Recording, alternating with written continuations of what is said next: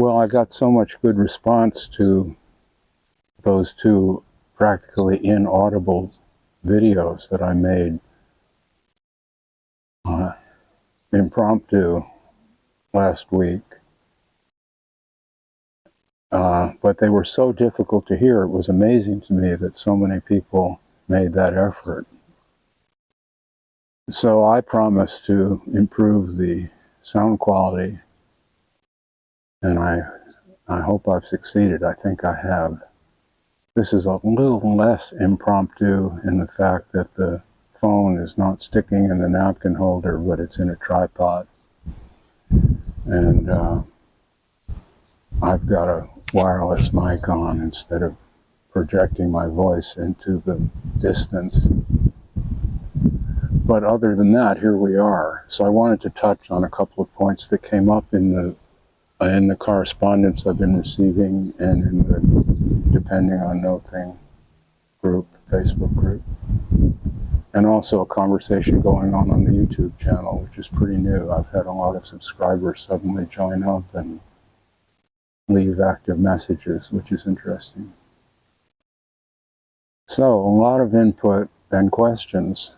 And one that came up several times was about Peter Zapfa, the Norwegian philosopher, rather obscure, but someone whose work I really appreciate.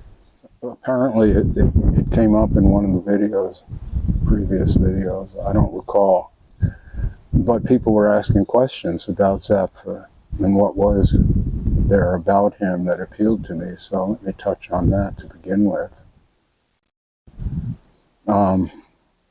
Zapfa was a very extreme thinker who had come to the conclusion that people should not have any more offspring, that this would be a boon to them to never have been born in the first place, given the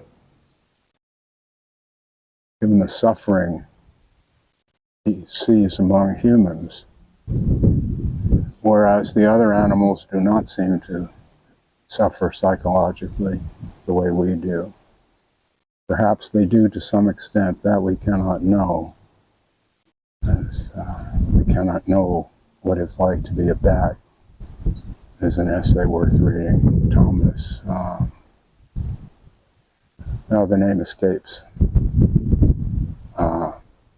We cannot enter into the inner world of anyone. And this is the difficulty in adopting views that come from the outside, instead of running them through one's own apparatus and digesting them and re-examining and calling into question. But no, there is, as Flaubert said, this rage to conclude. Rage to conclude.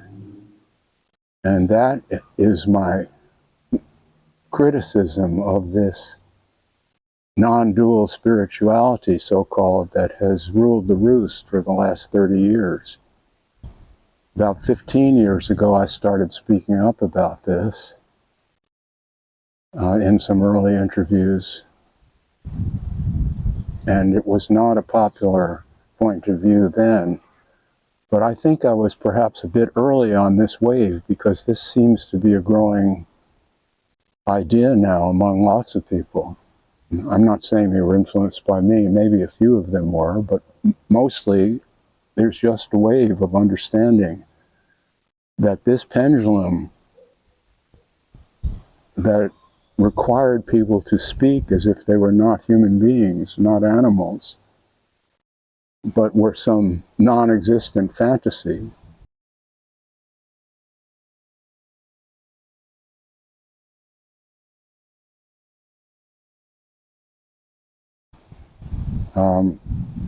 That was the pendulum swung far too deeply into.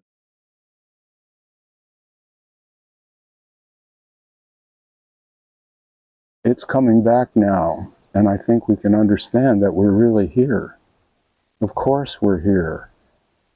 If there's nobody here who is speaking, without Robert coming here to the old cemetery, this is a place where I've spent a lot of my time over the years, photographing and just sitting, meeting the occasional dropout who spent the night here because there's some of the crypts are open and you can shelter in there. Sometimes people live here for a week or two with their charred pots and pans and everything, living out here. Well, that's taking me far afield. Or perhaps it's not. How can I know what it's like to be anyone else? I can barely know what it's like to be myself. It's not so easy to know that. And this is the difficulty. So Peter Zapfa had an interesting theory, and it was this. The human mind is a case of runaway evolution. Runaway evolution. An example is the peacock's tail. The tail does the peacock absolutely no good at all. In fact, it makes the peacock much more likely to become prey. It's no good for flying, it's no good for anything, really. It only has one purpose, which is sexual selection. Because among peacocks and peahens, the peahens choose their mate. And one male peacock can have numerous mates, choose the mates depending on the splendor of the tail. So if we look back to an earlier time, if we understand what Darwin was saying, we can opine that at an earlier time there were peacocks with much shorter and less showy tails, but through some sexual selection, the females began to select them as the fittest gametes for their new offspring. This is an automatic process, and so slowly the genome changes because the males with the showiest feathers get to mate and the others don't, and so the new crop is going to have some examples that are even showier than Papa was, and that's how it goes. That's the basic Darwinian evolution. Sexual selection and selection of the fittest, able to survive long enough to be sexually selected, after which it doesn't really matter anymore, because those genes are now in the next iteration, next generation. So, getting back to Zapfa,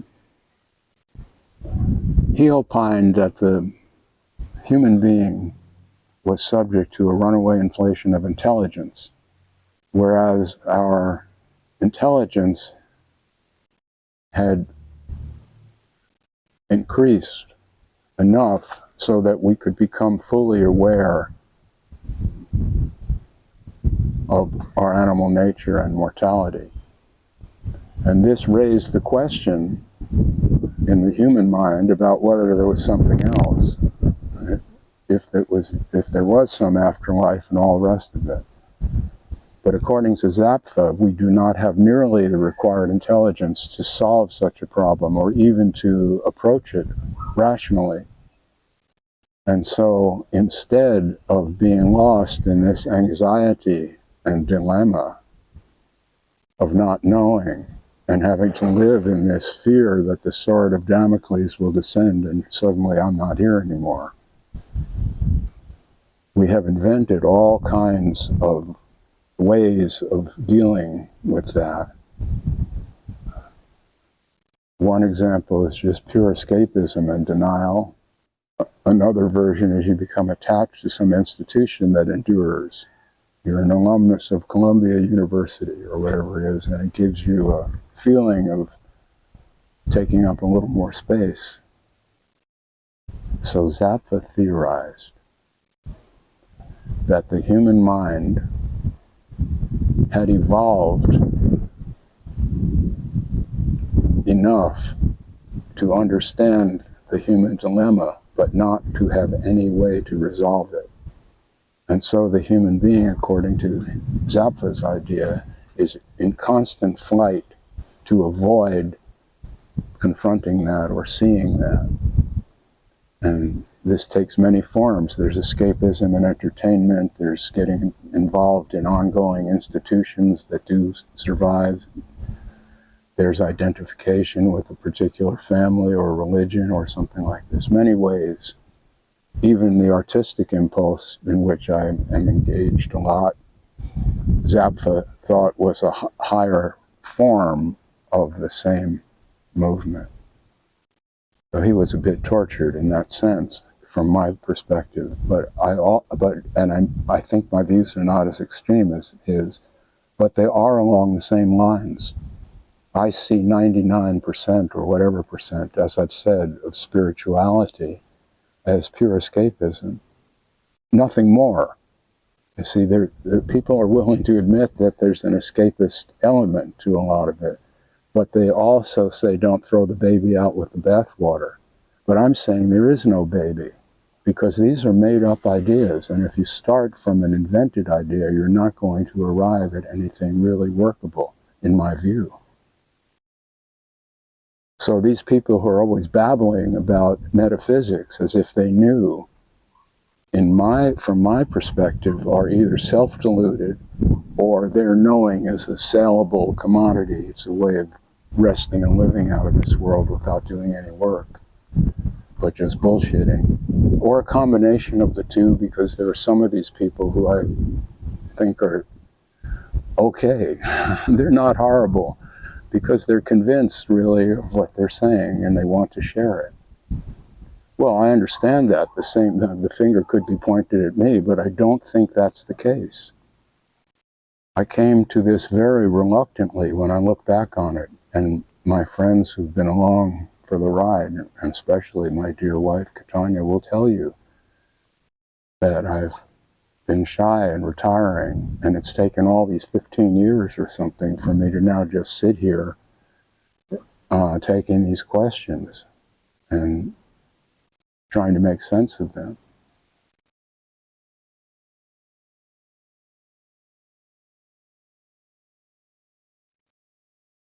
So that's what I'm about doing. And what I was saying, one of the things I was saying in unintelligible videos was that what I had learned, well, I like to get out almost every day with a camera. To me, a camera is a magical object. I've got my camera with me, and if I have that, I'm set up for approaching the world on an entirely visual basis, which is immediately myself recedes. My petty concerns, my anxieties, my whatever my medical problems, whatever it may be that takes up this space that seems to be like a merry-go-round, not so merry. It seems to be a carousel of mostly self-judgment, worries, religious nonsense repeated like a mantra, anything but face up to this. Now, I'm going to say what I mean by this because I get that question a lot. Why don't you say something about that? What do you mean by this? What I mean when I say there is only this is that I, Robert, whatever that may be metaphysically, I do not know, and no one else does either, in my view, in my opinion. I get pushed back on that one. Since you don't know everybody, how do you know? Well, I don't. I don't know. I don't know anything with that level of certitude. It's important to understand that, and then you don't have to keep asking me the question. I'm expressing the way I see this, not as if I have some kind of eternal truth in my backpack here, just take it out and show it to you, which is what a lot of this performance art is about here on Facebook and on all these retreats and the sand conference and all the rest of it. These are people with something to push. And I'm saying I have nothing to push. I'm not making any money out of this. I've already had my share of fame, and it's overrated, in my view, for how I want to be.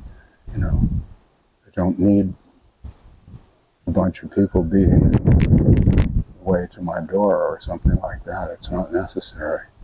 I'm here in the old cemetery on a Monday morning in Todos Santos on a wintry day here on the Tropic of Cancer, where even a wintry day is okay.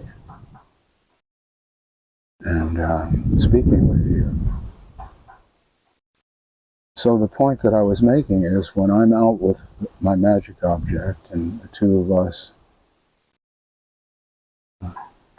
it's like to be like a painter speaking about me and this paintbrush I love. And there's an element of that.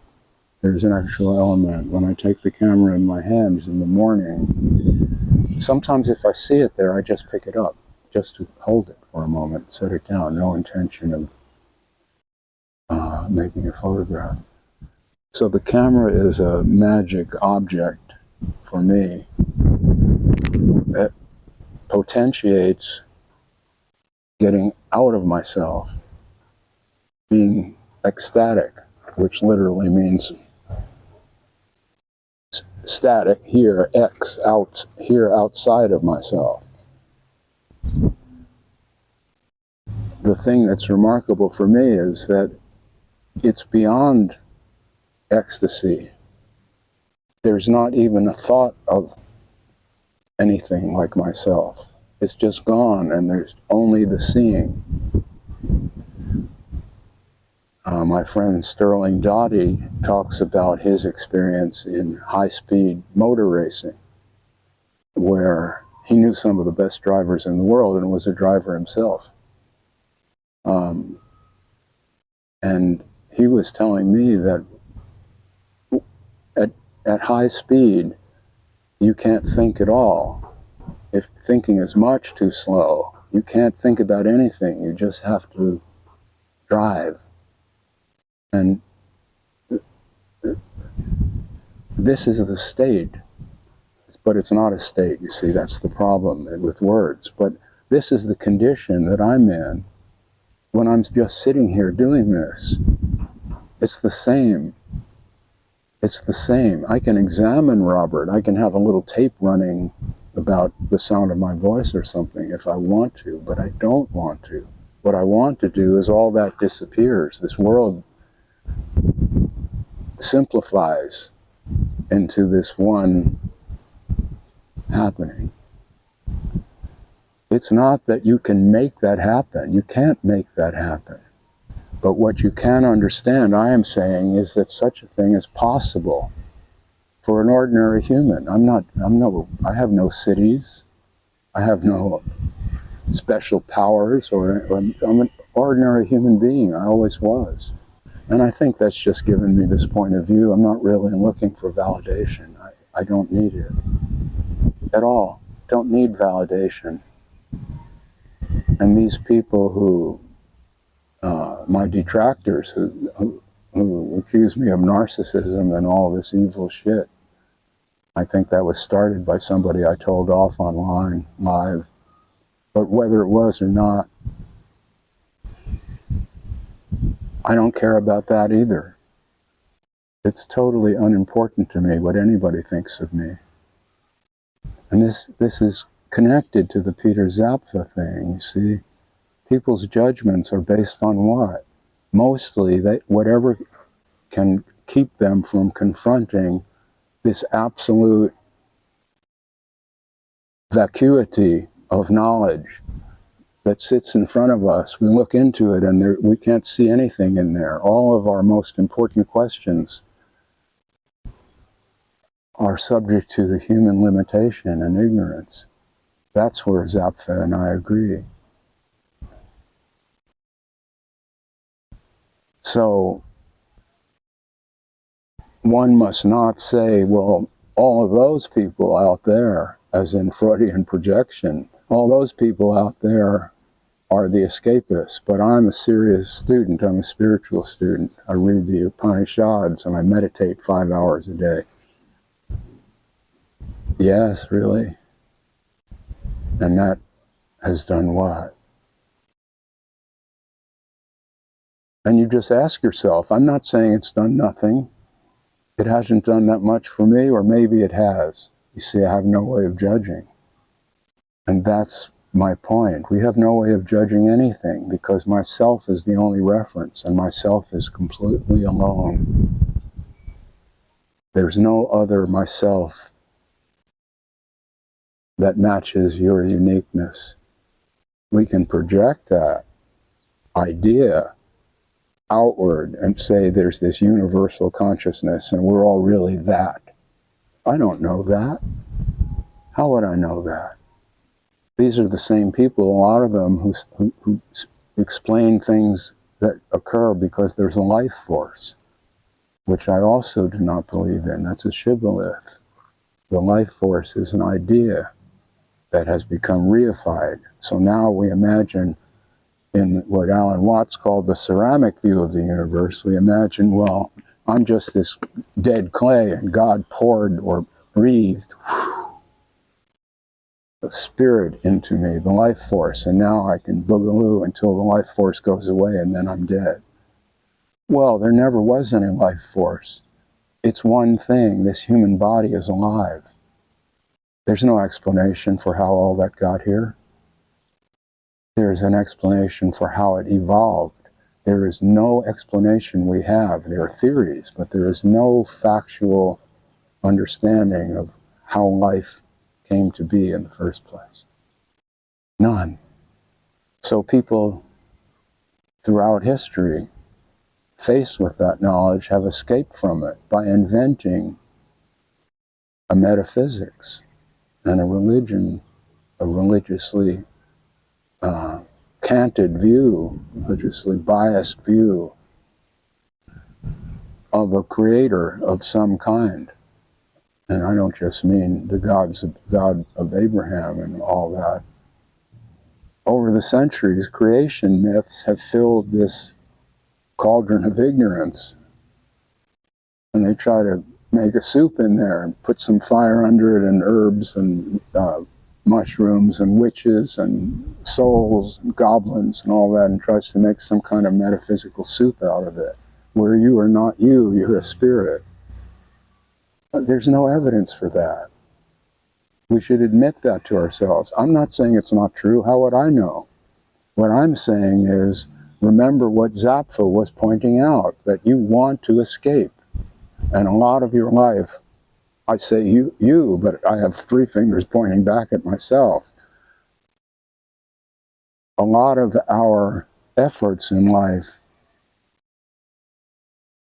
are a wanting to be outside of this horrible knowledge, horrible quotation marks. And what I and some of my friends have discovered, only a few of them though,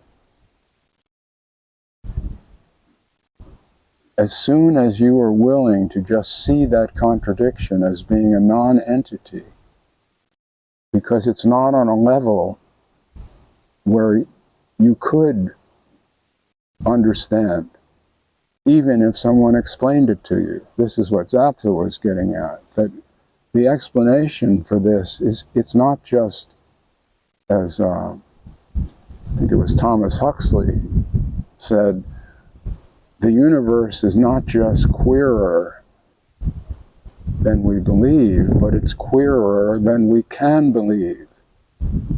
And this is my point. If you want to understand what I mean by awake, all of that has to go. And what you will be left with is just pure seeing or pure race car driving, but in your ordinary hours. And this is what those of us who use that word in this special way mean by it. That when you're in the supermarket, you're in the supermarket. You see other people, You're not lost in some fantasy of elsewhere. How does that happen? It happens when you see that those fantasies are rooted in escapism. And you feel, I don't really want to participate in that. I want to be here and now. Now, how you arrange that wanting is beyond me. I don't think you can. And that's the final point that I was discussing in those, well, it's not the last point, it's another point that was in those unintelligible talks that Catania now says are my fireside chats, referring to Franklin Delano Roosevelt, if you remember him. He's the president during World War II, and he died just a few weeks before I was born in 1945. Anyway, he gave these fireside chats during the war to try to pacify the populace. Well, I'm not trying to pacify anybody, but I am trying to point out that spirituality is probably not the best approach, or even a very good one, to understanding who and what we are within terms that we can comprehend. And in my view, getting it on that level is the best you can do, and that doesn't really take a lot of effort. To get it on that level does not take a lot of effort. You just have to listen and understand that there is a limitation to what we humans know, or can be, because we are at heart animals, and we are ruled by the animal passions, no matter what we say about ethics. Ethics is like philosophy. You can talk about all these things endlessly, but unless they get some bite in the real world, it's just chit-chat.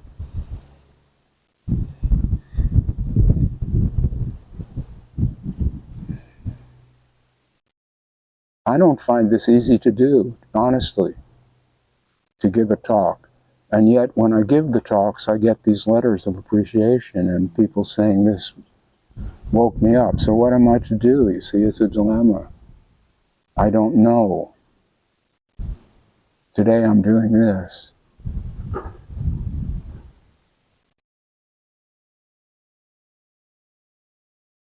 This is difficult. Being awake is not this walk in the park, the way it's being sold. These green gurus, they're just so happy all the time. Well, I like to laugh, you know that. If you've seen my other videos, I can be good-natured. But this is a serious topic, because I feel that the bulk of the human race is hopelessly deluded. And that doesn't look good. So, since there are people asking me these questions, I'm going to answer them as honestly as possible, just as I do when I ask myself these questions. Self-honesty, I begin with self-honesty, but not self-criticism, which is different. Self-honesty is just seeing it as it is, not this needs to be fixed, that should be different. No. That's where the road diverges. That's in my view, I'm only speaking my opinion, that's a form of escapism when you go into that investigation. But as soon as possible, one ought to stop taking that medicine, sign off on that, and try to be here in the moment and see what's appropriate in the moment. Then you won't need ethics so much. Won't need to be making all these rules that we can't keep and just make us feel guilty. What do I mean by that? You can know ethically that flying somewhere on a vacation burns all this fuel that is adding to global warming, and the ethics would say, unless it's a completely necessary trip, you shouldn't take it just for your amusement. There's too many people on Earth. If we're going to follow the golden rule, do unto others as you would have them do unto you. So we would all need to refrain. And many of us know that, but no one's really doing it. Maybe a few are. I don't know how many, but the human race as a whole is not capable of acting on ethics. We have to act on some combination of passions, corruption, and possibly some good feelings of cooperation, and stumble our way through all this, and it's not looking good. And that's why I'm speaking this way, because this is my way of... I don't know why I'm speaking this way. That's what I'm getting at. There's actually no justification for any of it that we know of. Someone's using a heavy machine here, but I have a feeling that this mic is not really picking up much of that, so I'm just going to continue to put the cap on this and then call it a day. I think we should take Peter Zappa's view seriously if we're going to get anywhere philosophically. We use ideas to escape from this one dilemma of a runaway evolution that has left us plagued with brains that are too smart for our own good. He favored no more babies and let the human race die out, which to me is pessimistic, but I really understand that given what I see around me. I guess I'm a bit of a doomer, but what I see happening on this planet is not looking good to me in any way. In no way. This is what Zappa is getting at. Having come to see the emptiness in this cauldron, I'm not trying to make soup in there anymore, is my point. I don't want to escape at all. I like to watch a movie at night, maybe have a glass of wine, a few laughs, or whatever it is. That's not what I mean. We all need recreation. But I mean not to imagine that non-duality is good recreation. It isn't. It's filled with lies, in my view. And it creates a hypnotic trance. I've been saying this for years now, and I see more people are coming around to that idea. As I said earlier, not that I'm not responsible for that, maybe in a couple of cases, but it's more that I just recognized this early and started talking about it. And I think we need to come to this. I really think we need to come to this. People have been profiting off non-duality as a brand for a long time now. And what they have accomplished, in my view, by monetizing that, is they've created a kind of mass hypnosis where people will not accept that they actually exist as people, not just as some non-dual fantasy where there's nothing but this is all there is. That's silly. Yes, this is all there is, but this is not a definition of anything. It's an indexical, which is a word that points without explaining anything. Another indexical, I mentioned this 2 weeks ago, is Robert, or Chicago, or now. You can say these words, but they don't mean anything unless you fill in somehow with information. So when you say this, it says nothing. And yet people say, oh, that's very wise, yes. Yes, I see that, that's right. Jim Newman's very wise, he knows that. Well, you know, I like Jim, we had a chat. We agreed on one thing profoundly, which was amazing to see because we disagreed on so much in a way. Anyway, he has that jargon. There's only this. Doesn't call it a teaching. This, whatever it is, just nobody knows it. It's just passed along from nobody to nobody. Yeah, you know, that's jargon.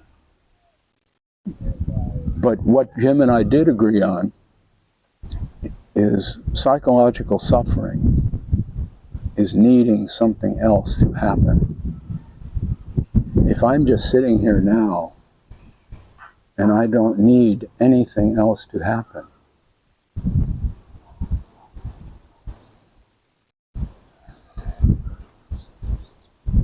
there is no suffering in that. There may be physical suffering. If we focus on that, I can feel. The old story about that is the student is walking along with her spiritual teacher, and she says to the spiritual teacher, well, Maestro, I finally understood the things you've been teaching me. I've had a very important experience. I found out after my years of meditation that no one is really meditating. No one is here at all. This body is not here. It's just an object in consciousness. And as long as I don't take it as reality, I'm free. And it goes on in this vein without pausing. And after a couple of minutes, the teacher can stand this ranting no longer. He takes the student by the shoulders and kicks her hard right in the shin. And she says, ow, ow, ow, why did you do that? And he said, how's that for universal consciousness? And he starts to laugh. Well, that's my point. See, I don't need anything to happen about this back pain. I don't need someone to bring me an aspirin. I don't need to go to meditation class to learn how to. I don't need anything to happen. It just is. What is. What is.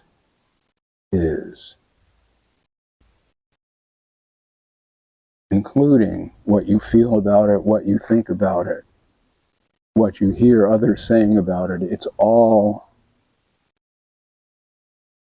here when it is, in your mind. And your mind is the only mind you have access to. You can read a book, you can have access to Robert's brain droppings, that's true. But by the time they get to you in the words of a book, they may be influential, but there's not that information in them that the writer feels. It can't be, because I'm the only one who understands my version of freedom. I'm the only one who understands my version of freedom. I can't share that with anyone. All I can do is say that from this perspective, what I see is that spirituality is largely a hypnotic trance. It serves escapist ends and has now created a miasma all over the earth of religiosity and spirituality. And this non-dual thing is not superior to those as its adherents imagine. It's not truer. It's just a version of splitting. It's called non-duality, but it really splits. It splits into this is real, and all these experiences over here are not real. That's the ultimate splitting. Spirit is split from matter. From my point of view, this is philosophically a disaster. And I'm speaking about it on that level because I think there are many people, I don't think this, I know this from experience, the letters I get, the questions that people send me in messages. There are people who are right on the verge all the time of really seeing the entire bullshit in so-called spirituality, which paints pictures outside of yourself, and you're expected to pursue that. You seek that. You're a seeker. And they have methods, you meditate, whatever it is. Seeing.